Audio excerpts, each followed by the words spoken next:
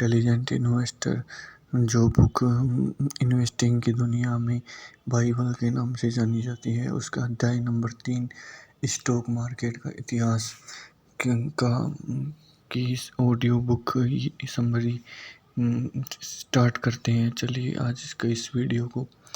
यदि आपको पता नहीं है कि आप कहाँ जा रहे हैं तो सावधान रहिए, क्योंकि आप कहीं नहीं जा रहे।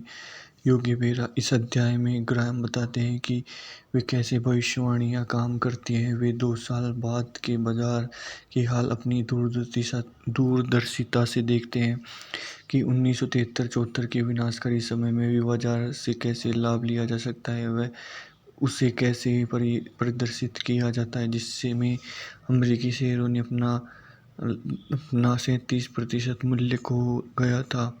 इसका असर भविष्य में 2 दशक से भी अधिक समय तक दिखता था। इसी समय बाजार उन गुरुओं और सर्वश्रेष्ठ किताबें बेचने वालों के तर्क को सुनता था जो कभी भी अपने जीवनकाल में इस क्षितिज पर नहीं पहुंचे थे। ग्राहम के तर्क का मूल यह है कि बुद्धिमान निवेशक को अतीत के आधार पर भविष्य का पूर्वानुमान कभी नहीं करना चाहिए।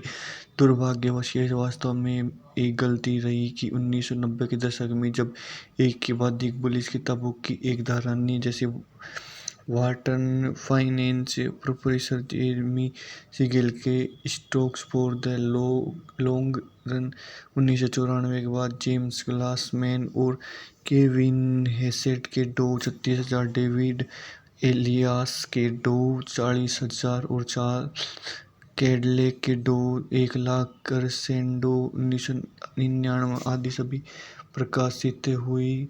पूर्वानुमानियों ने तर्क दिया कि 1802 के बाद से मुद्रास्फीति के बाद शेयरों ने वार्षिक औसत 7% तेजी बना ली थी। इसलिए उन्होंने निष्कर्ष निकाला कि निवेशकों को भविष्य में और ज़्यादा तेजी की उम्मीद करनी चाहिए। कुछ शेयर ऐसे भी थे जो कम से कम 30 वर्षों की किसी भी अवधि में हमेशा आगे रहे थे। इसलिए स्टॉक में बॉन्ड यहाँ तक कि बैंक नकद में से कम जोखिम था। यदि आप लंबे समय तक शेयरों का स्वामित्व रखकर सभी जोखिम को खत्म कर सकते तो आप उनके लिए कितना भुगतान करते हैं। 1999-2000 का आरंभ। 7 दिसंबर 1999 को फर्स्ट हैंड म्यूचुअल फंड के पोर्टफोलियो मैनेजर केविन लैंडसी CNN के मनी लाइन प्रसारण पर दिखाई दिए। कुछ पूछे जाने पर कि क्या वायरलेस दूरसंचार स्टॉक कितना लाभ देगा, कमाई के अनंत गुणों को, पर उनके पास एक तैयार उत्तर था। यह एक मनिया नहीं है, पूरी तरह से विकास के पूर्ण मूल्य को देखो, यह बढ़ा है। 18 जनवरी 2000 को कैमर फंड्स के मुख्य निवेशक रणनीतिकार रॉबर्ट फेरोलिच ने वॉल स्ट्रीट जर्नल में यह घोषित किया कि यह एक नई विश्व व्यवस्था है। हम देखते हैं कि लोग सही कंपनियों को ताक देते हैं क्योंकि उनके शेयरों की कीमत बहुत अधिक है। यह निवेशकों द्वारा की जाने वाली सबसे बड़ी गलती है। 10 अप्रैल 2000 को बिजनेस वीक के मुद्दे। जेफरी एप्पलगेट फिर लेहमैन ब्रदर्स के मुख्य निवेशक रणनीतिकार ने अशिष्टता से पूछा कि क्या शेयर बाजार 2 साल पहले से आज खतरे में है क्योंकि कीमत अधिक है। जवाब हाँ, यह हमेशा है, हमेशा होगा। और जब ग्राहम ने पूछा क्या इस तरह की असक्तता निर्दोष हो सकती है, वह जानता है कि उस प्रश्न का कोई शाश्वत उत्तर नहीं हो सकता। एक क्रोधित यूनानी भगवान की तरह शेयर बाजार ने उन सभी को कुचल दिया जो इस बात पर विश्वास करते थे कि 1990 के उत्तरार्ध के उच्च रिटर्न किसी प्रकार का दिव्य वरदान था। देखें कि लैंडिंग फेरोलिक और एप्पलगेट द्वारा किए गए पूर्वानुमानों को क्या हुआ।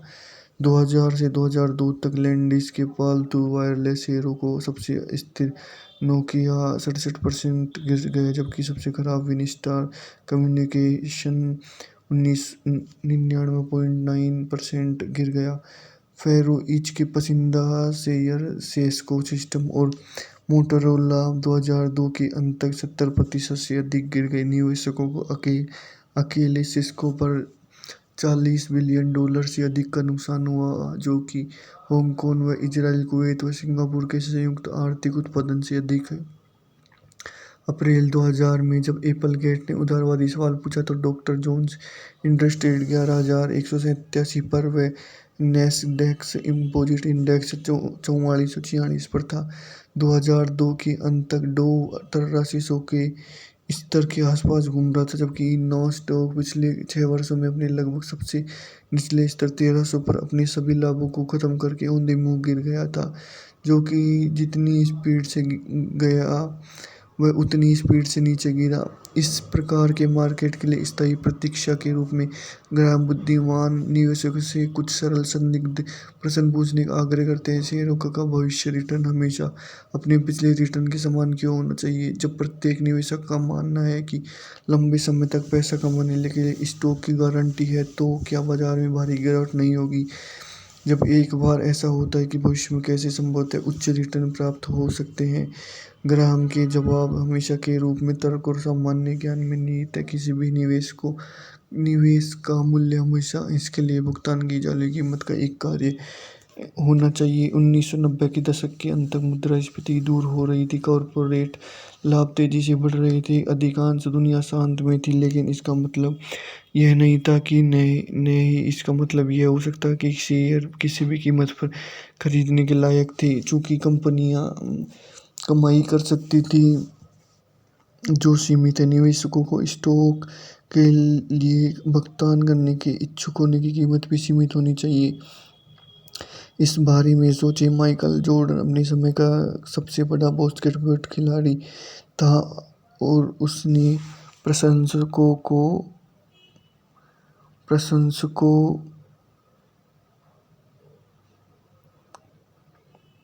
को शिकागो स्टेडियम में एक विशाल इलेक्ट्रोमैग्नेट की तरह खींच लिया। शिकागो बुल्स को लकड़ी के तल के चारों ओर एक बड़ी चमड़े की गेंद उछालने के लिए जॉर्डन को सालाना $34 मिलियन का भुगतान करके सौदा मिला, लेकिन इसका मतलब यह नहीं कि बुल्स को प्रति सत्र 340 मिलियन या 3.4 बिलियन या 34 बिलियन का भुगतान करना उचित होगा। ऑप्टिमाइज की सीमाएं बाजार के हालिया रिटर्न पर ध्यान केंद्रित करते हुए ग्राहम चेतावनी देते हैं कि यह काफी अजीब और खतरनाक निष्कर्ष है कि भविष्य में आम शेयरों के लिए समान रूप से आश्चर्यजनक परिणाम की उम्मीद की जा सकती है। 1995 से 1999 तक बाजार में 20% की वृद्धि हुई, जो अमेरिकी इतिहास के स्टॉक खरीदारों में अभूतपूर्व आशावादिता बन गई। 1998 के मध्य में पेन वेबर ब्रोकरेज फर्म के गैलेप संगठन द्वारा सर्वेक्षण किए गए निवेशकों ने उम्मीद की कि आने वाले वर्ष में उनके पोर्टफोलियो औसत 13% की कमाई करेंगे। 2000 की शुरुआत तक उनकी औसत अपेक्षित वापसी 18% से अधिक हो गई थी। परिष्कृत पेशेवर भविष्य के रिटर्न की अपनी धारणाओं के रूप में बस उत्साही थे। उदाहरण के लिए 2000 में एसबीसी कम्युनिकेशन ने अपनी पेंशन योजना पर 8.5% से 9.5% अनुमानित वापसी की। 2002 तक मानक 500 स्टॉक इंडेक्स में कंपनियों की पेंशन योजनाओं पर वापसी की औसत अनुमानित दर 9.2% दर्ज की गई थी। एक बिना सोचे समझे त्वरित उत्साह के बाद का भयानक सच 2001 और 2002 में पाया गया कि शेयरों पर एक साल के रिटर्न की औसत उम्मीद 7% गिर गई। हालांकि निवेशक अब 2000 की कीमतों से लगभग 50% कम कीमत पर स्टॉक खरीद सकते थे। वॉल स्ट्रीट के अनुमानों के मुताबिक उन पेंशन योजनाओं पर रिटर्न के बारे में उन धारणाओं को S&P 500 में कंपनियों का 2002 और 2004 के बीच $32 अरब का न्यूनतम खर्च होगा। हालांकि निवेशकों को पता है कि वे कम पर खरीदना और उच्च पर बेचना चाहते हैं, प्रैक्टिस में वे अक्सर इसे पीछे की ओर ले जाते हैं।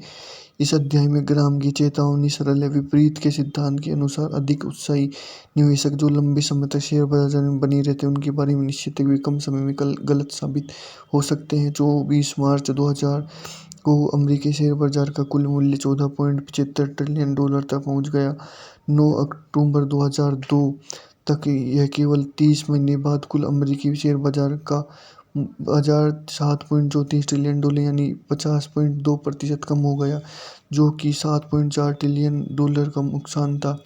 इस बीच कई बाजार पंडित सालाना यहाँ तक कि आने वाले दशकों तक फ्लैट या यहाँ तक कि नकारात्मक बाजार रिटर्न की भविष्यवाणी करते हैं।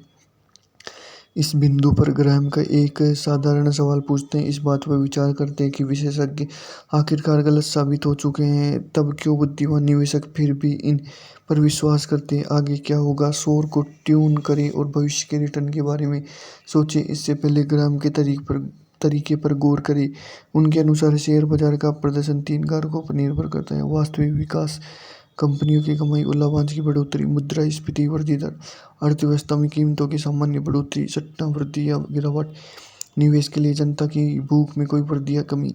लंबे समय तक प्रति शेयर कॉर्पोरेट कमाई में वार्षिक वृद्धि औसत 1.5% से 2% औसत है। 2003 की शुरुआत में मुद्रास्फीति सालाना लगभग 2.4% चल रही थी। स्टॉक पर लाभांश 1.9% थी। इसका मतलब है कि आप उचित रूप से स्टॉक की अनुमानित रिटर्न 6% औसत की उम्मीद कर सकते हैं। यदि निवेश करने वाले लोगों को फिर से लालच मिलता है स्टॉक को वापस बेचता है, वे सट्टा बुखार अस्थायी रूप से उच्च रिटर्न चलाएगा। यदि इसके बजाय निवेशक 1930 और 1970 के दशक के अनुसार डर से भरे हुए हैं क्योंकि स्टॉक पर रिटर्न अस्थायी रूप से कम हो जाएगा। येल विश्वविद्यालय के कॉमर्स प्रोफेसर रॉबर्ट सीलर का कहना है कि ग्राहम ने अपने मूल्यांकन दृष्टिकोण को प्रेरित किया। सीलर पिछले 10 वर्षों में औसत कॉर्पोरेट मुनाफे के मुकाबले मानक 500 शेयर सूचकांक की वर्तमान कीमत की तुलना करते हैं। ऐतिहासिक रिकॉर्ड स्कैन करके सीलर ने दिखाया कि जब उनका अनुपात 20% से ऊपर चला जाता है तो बाजार आमतौर पर खराब रिटर्न देता है। जब वह 10 से नीचे गिरता है तो स्टॉक आमतौर पर लाभ उत्पन्न करते हैं। 2003 के प्रारंभ में सीलर के गणित से शेयरों की कीमत पिछले दशक की औसत मुद्रास्फीति समायोजित कमाई के लगभग 22.8 गुना थी। अभी भी खतरे के क्षेत्र में, लेकिन दिसंबर 1999 में 44.2 गुना कमाई उनके डिमेटेंट स्तर से नीचे थी। इसलिए 2003 के शुरुआती दिनों के मूल्यांकन के स्तर से शेयर बाजार ने कभी कभी आने वाले 10 वर्षों में बहुत कुछ अच्छा प्रदर्शन किया, कभी कभी खराब और शेष समय के साथ उलझन भरी स्थिति में भी रहा। मुझे लगता है कि ग्राहम सबसे कम और उचित रिटर्न और परियोजना के बीच अंतर को विभाजित करेंगे कि अगले दशक में शेयर सालाना लगभग 6% कमाएंगे या मुद्रास्फीति के बाद 4% कमाएंगे। 1990 के दशक की तुलना में 6% कुछ भी नहीं, लेकिन यह लाभों की तुलना में बेहतर है। इससे बॉन्ड का उत्पादन होने की संभावना है। अधिकांश निवेशकों के लिए एक विविध पोर्टफोलियो के हिस्से के रूप में पर्याप्त कारण है, लेकिन ग्राहम के दृष्टिकोण का दूसरा है। भावी स्टॉक रिटर्न की भविष्यवाणी करते समय आप केवल एक चीज पर भरोसा करते हैं कि आप शायद गलत हो जाएंगे। एकमात्र निर्विवाद सत्य तो अतीत हमें सिखाता है, यह है कि भविष्य हमेशा हमें आश्चर्यचकित करेगा। और वित्तीय इतिहास के उस कानून के लिए अनुशासन यह है कि बाजार सबसे अधिक लोगों की क्रूरता से आश्चर्यचकित करेगा जो सबसे निश्चित है। भविष्य के बारे में उनके विचार सही है। ग्राहम के अनुसार शक्तियों के बारे में विनम्र रहना आपको भविष्य के लिए दृष्टिकोण पर अधिक जोखिम से बचाएगा जो गलत साबित हो सकता है। भविष्य का ईव जो गलत साबित हो सकता है, तो हर तरह से आपको अपनी अपेक्षाओं को कम करना चाहिए, लेकिन ध्यान रखें अपनी भावनाओं को निराश न होने दें। बुद्धिमान निवेशक के लिए आशा हमेशा शाश्वत स्प्रिंग्स होते हैं। वित्तीय बाजार में भविष्य में जितना बुरा दिखता है वह उतना ही बेहतर होता है। एक बार सनकी ने ब्रिटिश उपन्यासकार और निबंधकार जी के चेस्टरटन को बताया, धन्य है वह जो कुछ भी उम्मीद नहीं करता क्योंकि वह निराश नहीं होगा। चेस्टरटन का पुनर्विचार, धन्य है वह जो कुछ भी उम्मीद करता है वह सब कुछ क्योंकि कुछ उम्मीद नहीं कर क्योंकि वह सब कुछ का आनंद लेगा। सामान्य पोर्टफोलियो नीति, रक्षात्मक निवेशक। अध्याय 4। आपका पोर्टफोलियो कितना आक्रामक होना चाहिए। ग्राहम कहते हैं आप किसी प्रकार के निवेश पर कम निर्भर करते हैं और आप किस तरह के निवेशक हैं। यहाँ पर बुद्धिमान निवेशक बनने के 2 तरीके: लगातार शोध, चयन और निगरानी करके स्टॉक, बॉन्ड या म्यूचुअल फंड का मिश्रण बनाकर निवेश करके, या एक स्थायी पोर्टफोलियो बनाकर जो ऑटो पायलट पर चलता हो और उसे प्रयास की आवश्यकता नहीं होती। ग्राहम का पहला दृष्टिकोण सक्रिय है, उद्यमी है। यह बहुत समय और ऊर्जा लेता है। निष्क्रिय है, रक्षात्मक रणनीति थोड़ा समय या प्रयास लेती है, लेकिन इसमें बाजार के हिलने से लगभग स्थिर रहने की आवश्यकता होती है। निवेश विचारक के रूप में चार्ल्स एलिस ने है कि उद्यमी दृष्टिकोण फिजिकली जबकि रक्षात्मक दृष्टिकोण भावनात्मक है। यदि आपके पास अतिरिक्त समय है तो एक अत्यधिक प्रतिस्पर्धी खेल प्रशासन की इस तरह सोचें। आपको विरोधी टीम ने एक जटिल बौद्धिक चुनौती दी है। अब आपका दिमाग एक्टिव होकर समाधान के लिए सोचना शुरू करता है। यदि आप इससे भागते हैं, सादगी चाहते हैं तो और पैसे के बारे में सोचना पसंद नहीं करते तो आपका निष्क्रिय दृष्टिकोण है। कुछ लोग दोनों विधियों को संयोजित करने में सबसे सहज महसूस करेंगे। वे एक ऐसा पोर्टफोलियो बनाएंगे जो मनुष्य मुख्य रूप से सक्रिय और मानसिक रूप से निष्क्रिय होता है, या इसके विपरीत। दोनों दृष्टिकोण समान बुद्धिमानी है। इससे आप या तो सफल हो सकते हैं या नहीं, लेकिन आप सही चुनने के लिए पर्याप्त जानते हैं तो अपने निवेश के जीवन काल के दौरान इसके साथ रहे। अपनी लागत और भावनाओं को नियंत्रण में रखें। सक्रिय और निष्क्रिय निवेशकों के बीच ग्राम वित्तीय जोखिमों की याद दिलाने वालों में एक है। वित्तीय जोखिम न केवल उस स्थान पर है जहां हम में से अधिकांश इसकी तलाश करते हैं, यानी अर्थव्यवस्था में, हमारे निवेश में, बल्कि खुद के भीतर भी है। एक रक्षात्मक निवेशक कैसे शुरू करता है? वह पहला और सबसे बुनियादी निर्णय यह करता है कि शेयरों में कितना रखा जाए और बॉन्ड में कैश में कितना रखा जाए। स्टॉक और बॉन्ड के बीच अपनी संपत्ति को निवेश करने के तरीके के बारे में ग्राम की इस चर्चा में सबसे असामान्य बात यह है कि उन्होंने कभी भी उम्र शब्द का उल्लेख नहीं किया। ये परंपरागत ज्ञान के खिलाफ दृढ़ता से उनकी सलाह बताता है कि जिसमें यह माना जाता है कि आपको निवेश में कितना जोखिम लेना चाहिए यह इस बात पर निर्भर करता है कि आप कितने साल के। एक थंब रूल की 100 से आपकी उम्र घटाने से बाकी बची संख्या के बराबर प्रतिशत में स्टॉक या बाकी प्रतिशत में अपनी संपत्ति के निवेश बॉन्ड आदि में करना चाहिए। यानी एक 28 वर्षीय व्यक्ति अपने पैसे का 72% स्टॉक में करेगा।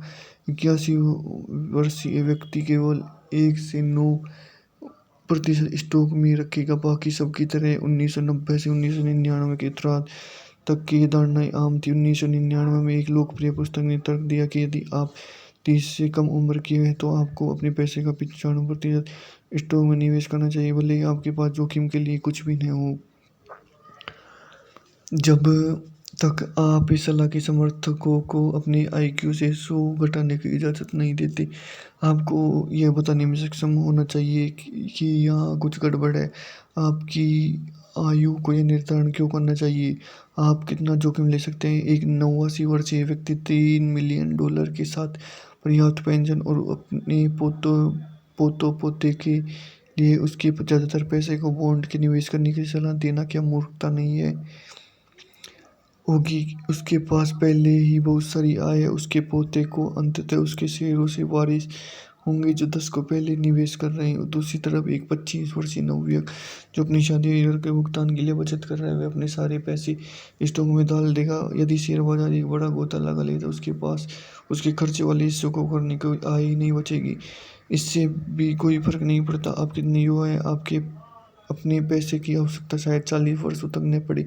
चेतावनी के बिना अचानक अब वे 40 मिनट बाद भी पड़ सकती है।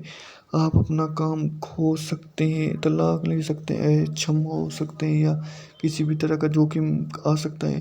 अप्रत्याशित जोखिम कभी भी किसी के जीवन में भी आ सकता है, इसलिए हर किसी को कुछ नकद संपत्ति जोखिमहीन जगहों पर रखनी चाहिए जिस जिससे अब चाहे 1 मिनट में क्रैश किया जा सकता हो।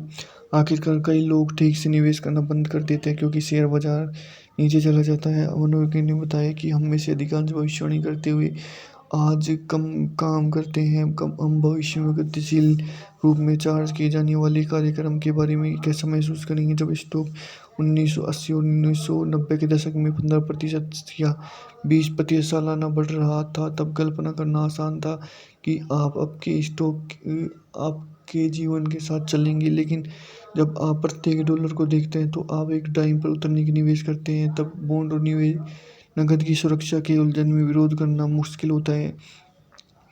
अपने शेयरों को खरीदने और रखने के बजाय बहुत से लोग उन्हें ऊंचे भाव में खरीदते हैं और कम भाव में बेचते हैं और अपने हाथों में अपने सिर को रखते हैं। क्योंकि इतने कम निवेशकों के पास गिरते बाजार में शेयरों को पकड़ने की हिम्मत है। ग्राहम जोर देकर कहते हैं हर किसी को बॉन्ड में कम से कम 25% निवेश करना चाहिए। वे तर्क देते हैं कि वह कुशन आपको शेयरों के बदले अपने बाकी पैसों को शेयर में रखने का साहस देगा। बेहतर जोखिम पाने के लिए आप कितना जोखिम ले सकते हैं? अपने जीवन की मौलिक परिस्थिति के बारे में सोचें, वे कब किक करेंगे, वे कब बदल सकते हैं और नकदी के लिए आपकी आवश्यकताओं को कैसे प्रभावित कर सकते हैं। जैसे कुछ कारण यहाँ बताए जा रहे हैं। आपको आ रहे हैं या शादी से आपके पति या साथी क्या करते हैं? आप क्या बच्चे हैं? ट्यूशन बिल कब तक लाने लगेंगे? क्या आपके पैसे का किसी को वारिस बनाएंगे? क्या आप अपनी या अपनी माता पिता की उम्र बढ़ने के आर्थिक रूप से जिम्मेदार होंगे? आपके करियर को कौन से कारक प्रभावित कर सकते हैं? यदि आप स्वरोजगार से कमाते हैं तो आप जैसे व्यवसाय कितने समय तक चलते रहेंगे? क्या आपको अपने निवेश में नकदी आय की ज़रूरत है? आपके वेतन और आपकी आय की ज़रूरत को देखते हुए आप अपने निवेश में कितना पैसा खो सकते हैं? यदि इन कारकों पर विचार करने के बाद आपको लगता है कि आप शेयरों के अधिक स्वामित्व में नहीं तो उच्च जोखिम ले सकते हैं, तो आप ग्राम के न्यूनतम बॉन्ड या नकद में 25% के आसपास है। यदि नहीं तो अपने अधिकतम शेयरों को खत्म कर दें, क्योंकि ग्राम के अधिकतम निवेश यानी 75% बॉन्ड या नकदी में बढ़ते हैं। एक बार जब आप लक्ष्य प्रतिशत निर्धारित करते हैं तो केवल अपनी विशेष जीवन परिस्थितियों में ही बदले। तब अधिक शेयर नहीं खरीदे जब शेयर बाजार बढ़ गया हो और उन्हें तब नहीं बेचे जब बाजार नीचे चला गया। ग्राहम के दृष्टिकोण का मूल अनुशासन के साथ अनुमान लगाने का है। सौभाग्य से आपके 401 के माध्यम से अपने पोर्टफोलियो को स्थायी ऑटो पायलट पर रखना आसान है। आइए मान लें कि आप काफ़ी हाई लेवल जोखिम के साथ सहज है। मान लें कि आपका स्टॉक में 70% संपत्तियां और बॉन्ड में 30% है। यदि शेयर बाजार में 25% बढ़ता है लेकिन बॉन्ड स्थिर रहे तो आपके पास स्टॉक में 75% से कम या बॉन्ड में केवल 25% ही होगा। अपनी 401 की वेबसाइट पर जाएं और इसके टोल फ्री नंबर पर कॉल करें। अपने 70-30 लक्ष्य पर वापस स्विच करने के लिए आप अपने पर्याप्त स्टॉक फंड बेचते हैं। कुंजी एक अनुमानित रुग्ण शेड्यूल पर दोबारा बेचना है। इतनी बार नहीं है कि आप अपने आप को पागल कर दें, कितनी मुश्किल से नहीं। आपके लक्ष्य विचलित हो जाए, मेरा सुझाव है कि आप नए साल और 4 जुलाई जैसे आसान याद रखने वाली तारीखों पर हर 6 महीने और अब और कम नहीं पुनर्विचार करते हैं। इस समय अवधि दोबारा सेल की सुंदरता यह है कि यह आपको अपने निवेश निर्णयों को एक सरल उद्देश्यपूर्ण मानक पर आधारित करने की मजबूर करता है। क्या अब मेरे पास इस योजना के मुकाबले इस संपत्ति के अधिक लाभ है? ब्याज दरें कहाँ जा रही है? इसके अनुमानित अनुमान के बारे में बताएं। चाहे आपको लगता है कि डूबने वाला है। टी रो पेराइस समेत कुछ म्यूचुअल फंड कंपनियां जल्दी ही ऐसी सेवाएं पेश कर सकते हैं जो आपके परसेंट परिसेट लक्ष्यों को स्वचालित रूप में आपकी 401 पोर्टफोलियो को पुनः संतुलित कर देंगे। इसलिए आपको कभी भी सक्रिय निर्णय लेने की आवश्यकता नहीं होगी। 100% स्टॉक में क्यों नहीं? ग्राहम आपको सलाह देते हैं स्टॉक में आपको कुल संपत्ति का 75% से अधिक निवेश नहीं करना चाहिए। लेकिन क्या आपके सारे पैसे शेयर बाजार में हर किसी के लिए उपलब्ध है? निवेशकों की छोटी समस्या के लिए 100% स्टॉक पोर्टफोलियो समझ में आ सकता है यदि आप इनमें से एक है। यदि आपने कम से कम 1 वर्ष के लिए अपने परिवार के लिए पर्याप्त पैसा सुरक्षित रख दिया है, आप आने वाले कम से कम 20 वर्षों तक लगातार निवेश कर रहे हैं। साल 2000 में शुरू होने वाले शेयर बाजार में आप बच गए तो साल 2000 में शुरू होने वाले शेयर बाजार में दौरान शेयर नहीं बेचे हो। साल 2000 में शुरू होने वाले शेयर बाजार के दौरान अधिक शेयर खरीदे हो। इस पुस्तक में अध्याय 8 को पढ़ा हो और अपने स्वयं के निवेश व्यवहार को नियंत्रित करने के लिए औपचारिक योजना लागू की हो। जब तक आप इन सभी परीक्षणों को ईमानदारी से पारित नहीं कर लेते, तब तक आपको अपने सभी पैसे स्टॉक ऑप्शन में नहीं डालने है। आखिरी बेयर शेयर बाजार में घबरा जाने वाले किसी भी व्यक्ति को अगले शेयर मार्केट संकट में घबराहट होगी जब उसके पास कोई भी नकद और बॉन्ड नहीं होगा। ग्राम के दिनों में बॉन्ड निवेशकों को दो बुनियादी विकल्पों का सामना करना पड़ा, कर योग्य या कर मुक्त। अल्पकालिक या दीर्घकालिक, जो आज एक तिहाई बॉन्ड या बॉन्ड फंड है। कर योग्य, कर मुक्त, जब तक कि आप सबसे कम टैक्स ब्रैकेट में न हो, आपको अपने सेवानिवृत्ति खातों के बाहर केवल कर मुक्त बॉन्ड खरीदना चाहिए। अन्यथा आपकी बॉन्ड आय का बहुत अधिक आई आर आर IRS के हाथों में खत्म हो जाएगा। कर योग्य बॉन्ड रखने का एकमात्र स्थान आपको 400 या किसी अन्य पेंशन खाते के अंदर है, जहां अपनी आमदनी पर कोई मौजूदा नहीं दे सकते, जहां बॉन्ड की कोई जगह नहीं है क्योंकि उनकी कर लाभ बर्बाद हो जाते हैं। अल्पकालिक या दीर्घकालिक बॉन्ड या ब्याज दरें एक नज़र के विपरीत सिरों पर है। यदि ब्याज दरें बढ़ती हैं तो बॉन्ड की कीमतें गिरती हैं। हालांकि एक अल्पकालिक बंधन दीर्घकालिक बंधन में बहुत कम होता है। दूसरी तरफ यदि ब्याज दरें गिरती हैं तो बॉन्ड की कीमत बढ़ती है और दीर्घकालिक बॉन्ड छोटे से बेहतर प्रदर्शन करेगा। आप 5 से 10 वर्षों में परिपक्व मध्यवर्ती अवधि के बॉन्ड को खरीदकर अंतर को विभाजित कर सकते हैं। अधिकांश निवेशकों के लिए इंटरमीडिएट बॉन्ड सबसे आसान विकल्प होते हैं क्योंकि वे आपको अनुमान लगाने से के खेल से बाहर निकालने में सक्षम होते हैं कि ब्याज दरें क्या करेगी। बॉन्ड या बॉन्ड फंड, जो कि बॉन्ड आमतौर पर $10,000 लॉट में बेचे जाते हैं और आपको कम से कम 10 बॉन्ड की आवश्यकता होती है ताकि जोखिम में विचलन हो सके। इनमें से कोई भी बेस्ट हो सकता है।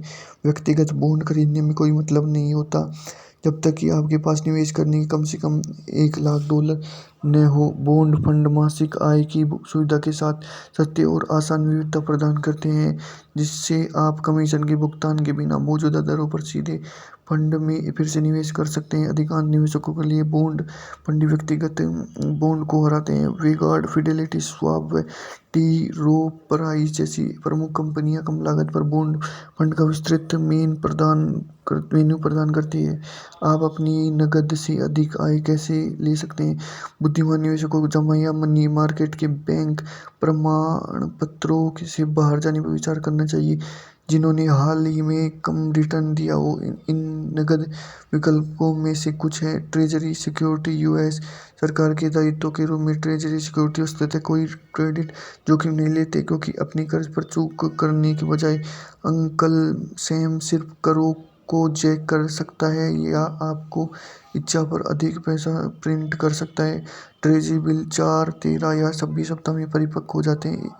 उनकी बहुत छोटी परिपक्वता की वजह से टी बिल मुश्किल में डूब जाते हैं। जब बढ़ती ब्याज दरें अन्य आय निवेशकों की कीमतों को कम करती है। लंबी अवधि के ट्रेजरी ऋण, हालांकि ब्याज दरें बढ़ने पर गंभीर रूप से पीड़ित हो जाती हैं। ट्रेजरी सिक्योरिटीज पर ब्याज आय आमतौर पर राज्य आयकर से मुक्त होती है। सार्वजनिक खातों में $3.7 ट्रिलियन के साथ ट्रेजरी ऋण के लिए बाजार बहुत अधिक है। इसलिए यदि आपको परिपक्वता से पहले अपने पैसे की जरूरत है तो आप आसानी से एक खरीदार को उसे बेच सकते हैं। Saving bond